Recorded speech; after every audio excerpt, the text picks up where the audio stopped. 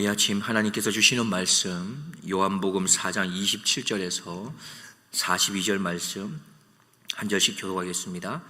이때 제자들이 돌아와서 예수께서 여자와 말씀하시는 것을 이상히 여겼으나 무엇을 구하시나이까 어찌하여 저와 말씀하시나이까 묻는 이가 없더라. 여자가 물동이를 버려두고 동네에 들어가서 사람들에게 이르되 나의 행한 모든 일을 내게 말한 사람을 와보라. 이는 그리스도가 아니냐 하니 저희가 동네에서 나와 예수께로 오더라. 그 사이에 제자들이 청하여 가로되 랍비여 잡수소서. 가라사대 내게는 너희가 알지 못하는 먹을 양식이 있느니라. 제자들이 서로 말하되 누가 잡수실 것을 갖다 드렸는가 한데 예수께서 이르시되 나의 양식은 나를 보내신 이의 뜻을 행하며 그의 일을 온전히 이루는 이것이니라. 너희가 넉 달이 지나야 추수할 때가 이르겠다 하지 아니하느냐? 내가 너희에게 이르노니 눈을 들어 밭을 보라. 희어져 추수하게 되었도다. 거두는 자가 이미 삭도 받고 영생에 이르는 열매를 모으나니 이는 뿌리는 자와 거두는 자가 함께 즐거워하게 하려 함이니라. 그런즉 한 사람이 심고 다른 사람이 거둔다 하는 말이 옳도다. 내가 너희로 노력지 아니한 것을 거두러 보내었노니 다른 사람들은 노력하였고 너희는 그들의 노력한 것에 참여하였느니라. 여자의 말이 그가 나의 행한 모든 것을 내게 말하였다 증거하므로 그 동네 중에 많은 사마리아인이 예수를 믿는지라. 사마리아인들이 예수께 와서 자기들과 함께 유하기를 청하니 거기서 이틀을 유하심에 예수의 말씀을 인하여 믿는 자가 더욱 많아 그 여자에게 말하되 이제 우리가 믿는 것은 네 말을 인함이 아니니 이는 우리가 친히 듣고 그가 참으로 세상의 구주신 줄 알미니라 하였더라. 아멘. 오늘 새벽에도 계속해서 우물가에서 예수님을 만난 이 한 여인에 대한 이야기가 이어집니다. 우리가 익히 아는 것처럼 이 여인은 사람의 눈을 피해서 다녔던 사람입니다. 해가 가장 뜨거운 그 정오에 사람들이 잘 나오지 않는 그 시간에 그래서 물을 기르러 나왔던 여인이었지요. 그런데 바로 그날 그녀의 인생을 송두리째 바꾸어 줄 만한 그런 놀라운 만남이 일어나게 됩니다. 누구를 만난 것입니까? 바로 그곳에서 예수님을 만난 것이지요. 그리고 예수님을 만난 이후에 그 여인에게 일어났던 변화에 대해서 오늘 본문에서 이야기하고 있습니다. 28절을 보면은 여자가 물동이를 버려두고 동네에 들어가서 사람들에게 이르되, 왜 성경에서 오늘 굳이 물동이를 버려두었다고 기록한 것일까요? 그냥 동네에 들어갔다고 해도 충분히 이해할 만한데 말입니다. 여기에는 분명히 강조하고자 하는 의도가 숨겨져 있습니다. 물동이는 단순한 도구가 아니었습니다. 그녀의 생존과 밀접한 관계가 있었고 먹고 사는 문제와 관련이 있었던 것이죠. 아마 물을 길러오지 않게 되면 단 하루를 살아내는 것도 힘겨웠을지도 모르겠습니다. 그런데 여인은 그 물동이를 내려놓았습니다. 본문에서 보면 버려두었다 말합니다. 사실 그 물동이가 너무 무겁고 큰 것이었기 때문에 그것을 들고 동네로 들어가는 것은 어려웠을 겁니다. 그러니 선택을 해야 했죠. 버려둘 것인가, 그 물동이를 이고 내가 가야 할 곳으로 그냥 가야 하는가 선택해야 했을 겁니다. 그녀가 그렇게 자신의 먹고 사는 문제와 관련이 되는 물동이를 버려둔 것은 왜일까요? 지금 그녀에게는 더 시급한 문제가 있었기 때문입니다. 일시적인 목마름을 해결할 수 있는 물보다도 영원히 목마르지 않는다고 하는 이 생명수를 주시는 그분을 만났기 때문입니다.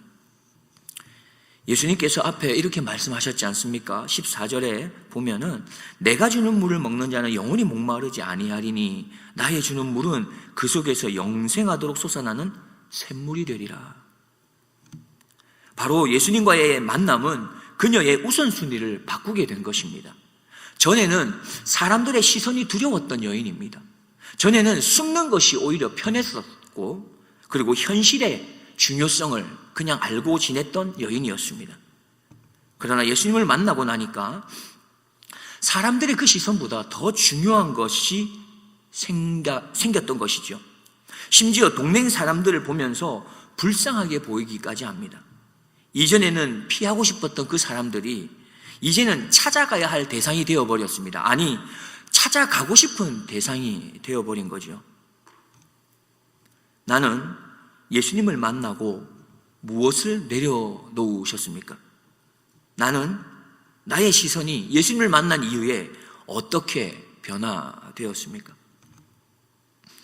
계속해서 29절 말씀을 보면 나의 행한 모든 일을 내게 말한 사람을 와보라. 이는 그리스도가 아니냐 하니. 이 여인은 성경 공부를 많이 하지도 않았고요. 교회에 또 교리 공부도 열심히 한 게 아닙니다. 하나님에 대해서 어떤 특별한 풍성한 그런 지식을 많이 공부했던 여인도 아닙니다.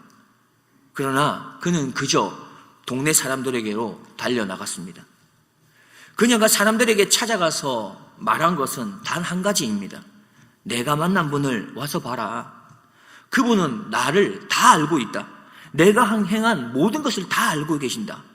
그런데도 불구하고 나를 외면하거나 밀어내지 않으셨다. 그 여인은 지금 자신이 만난 예수님에 대해서 이야기하고 있는 것입니다. 여인은 깨달았습니다. 이 놀라운 소식을 나만 알고 있을 수 없다는 그것을 깨달았던 것이지요. 자신의 수치와 자신의 부끄러움을 아는데 그 놀라우신 분이 그럼에도 불구하고 자신을 외면하지 않는 것입니다. 밀어내지 않는 것입니다. 오히려 자신에게 다가오시고 찾아오셨던 거지요. 그 놀라운 사실을 자신만 알고 있을 수 없었습니다. 그분이 메시아라고 하는 이 사실을 자신만 알고 있을 수 없었습니다. 그래서 그는 외칩니다. 와보라고. 와보라고 외칩니다. 신앙은 무엇입니까? 내가 만난 그 예수님을 소개하는 것, 그렇게 살아가는 것, 그것이 신앙생활이지 않겠습니까? 내가 만난 예수님을 나누면서 살아가고 내가 만난 예수님에 대해서 내가 만난 그 예수님에 대한 경험과 체험을 그렇게 이야기하고 살아내는 것, 그게 신앙생활, 그게 복음 전하는 것 아니겠습니까?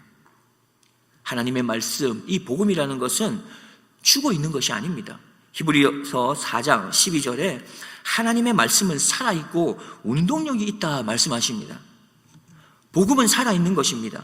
그렇게 살아있기 때문에 움직이는 것입니다. 그 복음이 내 안에 들어오면 그래서 나는 가만히 있을 수 없는 것이죠. 그래서 우리는 어떻게 해서든 전하게 되어 있습니다. 우리가 입술로 복음을 전하든 섬김으로 복음을 전하든 눈물이라는 것으로 복음을 전하든 사랑으로 복음을 전하든지 우리가 받은 그 은혜는 그렇게 흘러가도록 되어 있는 것입니다. 본문에 보면 제자들이 음식을 준비해 와서 예수님께 드리려고 합니다. 그때 예수님이 이렇게 말씀합니다. 34절을 보면 예수께서 이르시되 나의 양식은 나를 보내신 이의 뜻을 행하며 그의 일을 온전히 이루는 이것이니라. 양식은 무엇입니까? 우리의 생명과 직결되는 것 아니겠습니까? 양식이 없으면 우리는 살아갈 수 없는 것이죠. 그렇다면 예수님에게 있어서 양식, 예수님에게 있어서 배부르게 하는 것은 무엇이었다고 말하고 있습니까? 하나님의 뜻을 행하는 거다. 영혼을 구원하는 것이고 하나님의 일을 온전히 이루는 것, 이것이 바로 나의 양식이다 라고 말씀합니다. 그래서 아마도 예수님께서는 여인이 동네 사람들을 데려오기 위해서 그렇게 떠났던 그 모습을 보고 아마도 배부른 것이 아니었겠습니까? 그렇다면 예수님을 나의 구주, 나의 하나님으로 고백하고 있는 하나님의 자녀라고 하는 바로 우리들에게 있어서 우리를 배부르게 하는 것은 무엇입니까? 성공입니까? 안정적인 생활입니까? 사람들의 인정받는 것입니까? 아니면 하나님의 뜻을 이루어내는 것입니까? 주님은 영혼 구원이 당신의 양식이라고 말씀하셨습니다. 그렇다면 우리는 무엇을 양식으로 삼고 살아가는 것이 마땅하겠습니까? 예수님께서는 이어서 계속해서 말씀합니다. 35절을 보면 너희가 넉 달이 지나야 추수할 때가 이르겠다 하지 아니하느냐? 내가 너희에게 이르노니 눈을 들어 밭을 보라 희어져 추수하게 되었도다. 제자들은 말했습니다. 아직 넉 달이 지나야 추수할 때입니다. 어떻게 보면 이 표현은 속담입니다. 다시 말해 대부분의 사람들은 추수할 때를 고대한다는 것이죠. 곡식을 거두는 일에 그것에는 손꼽아 기다린다는 겁니다. 그런데 예수님께서 말씀하고 있습니다. 무엇이라고 말씀하십니까? 추수할 때가 지금이라 말씀합니다. 영적인 추수에 대해서 등한히 하고 있는 우리들에게 하고 있는 말씀이죠. 이 말씀은 내 인생만 보지 말고 내가 살아가는 그 삶의 과정에만 관심을 가지지 말고 이웃을 향해 보라는 말씀일 것입니다. 즉, 내 문제, 내 형편, 내 계획에만 시선을 두지 말고 그럼에도 불구하고 하나님이 준비해 놓으신 영혼들을 바라보라는 말씀이죠. 우리의 시선에는 아직 밭이 휘어지지 않은 것 같습니다. 그러나 하나님의 시선에서는 이미 밭이 휘어져 있습니다. 사실 문제는 밭이 아니라 우리가 바라보는 시선입니다. 우리의 초점이 나를 향해 있는 것이 아니라 이타적인 방향으로 바뀌어야 한다는 것이죠. 우리의 시선이 나의 곡식을 거두는 데 있는 것이 아니라 한 영혼을 구원하는 곳으로 바뀌어져야 한다는 겁니다. 우리는 기억해야 합니다. 하나님께서는 이미 다 준비해 놓으셨다 말씀합니다. 영혼 구원할 곡식을 준비해 놓으셨다고 합니다. 그래서 지금 추수할 때라 말씀합니다. 그래서 우리는 지금 순종하면 되는 것입니다. 마지막으로 사람들의 고백을 살펴보면 42절 말씀에 그 여자에게 말하되 이제 우리가 믿는 것은 내 말을 인함이 아니니 이는 우리가 친히 듣고 그가 참으로 세상의 구주신 줄 알미니라 하였더라. 처음에 동네 사람들은 그 여인의 말 때문에 예수님께 왔고 믿음이 자라갔을 겁니다. 그러나 이제는 뭐라고 말합니까? 그 여인의 말 때문이 아니라 내가 직접 예수님을 만나서 믿음이 생겼고 믿음이 자라가고 있다, 이렇게 말하고 있는 것입니다. 신앙은 이런 것입니다. 누군가의 말로 시작이 되지요. 부모님의 기도로 시작되기도 하고 목회자의 설교로 시작되기도 합니다. 그러나 그 신앙이 시작된 것이 멈추어서는 안 된다는 것이죠. 어디까지 가야 하겠습니까? 내가 친히 들어야 하는 것이고 내가 친히 만나야 하는 것이며 내가 친히 경험해야 한다는 것입니다. 여기까지 가야 하는 것이지요. 사랑하는 성도 여러분, 지금 우리의 믿음은 어디쯤 와 있습니까? 누군가가 전해준 하나님, 거기까지 와 있습니까? 아니면 내가 만난 그 예수님을 소개할 만한 그 자리에까지 와 있습니까? 누구 때문에 흔들리고 누구 때문에 시험 들고 누구 때문에 좌우되는 그런 신앙을 우리가 지금 걷고 있는 것입니까? 아니면 내가 만난 그 주님 때문에 어떤 상황과 어떤 형편 가운데서라도 실망하거나 포기하지 아니하고 계속 걸어낼 수 있는 그런 신앙을 걷고 있는 것입니까? 말씀의 결론을 맺고자 합니다. 물동이를 버려둔 여인, 그녀의 인생은 완전히 바뀌었습니다. 부끄러운 것은 오히려 사명이 되어버렸고 숨기고 싶었던 과거는 그의 간증거리가 되었고 그렇게 숨고 살았던 그 사람이 예수님을 당당하게 이야기하는 증인이 되었습니다. 오늘 주님은 우리에게도 말씀하십니다. 눈을 들어 밭을 보라, 추수할 때가 되어도다. 혹 아직도 우리 안에 내려놓지 못한 물동이가 있지는 않습니까? 오늘 그 물동이를 내려놓기로 결단합시다. 그리고 기억하십시오. 많이 알고 많이 배운 것을 가지고 그렇게 전하는 것이 아닙니다. 내가 만난 나의 예수님, 그분을 그저 소박하게 전하는 것입니다.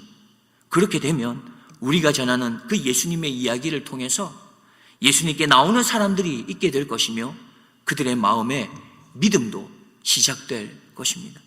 이것을 소망하시고 이것을 꿈꾸면서 다시금 내가 만난 그 예수님을 전하기를 힘쓰는 우리 모두가 되기를 주의 이름으로 축복드립니다. 기도하겠습니다. 사랑과 은혜가 풍성하신 하나님 아버지, 우물가의 여인을 만나주셨던 주님께서 오늘도 우리를 찾아와 주심을 감사드립니다. 주님을 만나고도 여전히 붙들고 있는 우리의 물동이가 있다면 내려놓을 수 있는 믿음을 허락해 주옵소서. 우리의 양식이 세상의 것이 아니라 하나님의 뜻을 행하는 것이 되게 하시고 영혼을 향한 그 주님의 마음을 품게 하옵소서. 눈을 들어 희어져 추수하게 된 밭을 보게 하시고 이웃을 향한 긍휼의 시선을 회복하게 하옵소서. 누군가의 말로 시작된 믿음이 이제는 우리가 친히 주님을 만났다고 고백하는 그런 살아있는 신앙이 되게 하옵소서. 오늘도 우리가 만난 예수님을 삶으로 증거하는 증인이 되기를 간절히 소원하오며 우리 구주 예수 그리스도의 이름으로 기도드리옵나이다.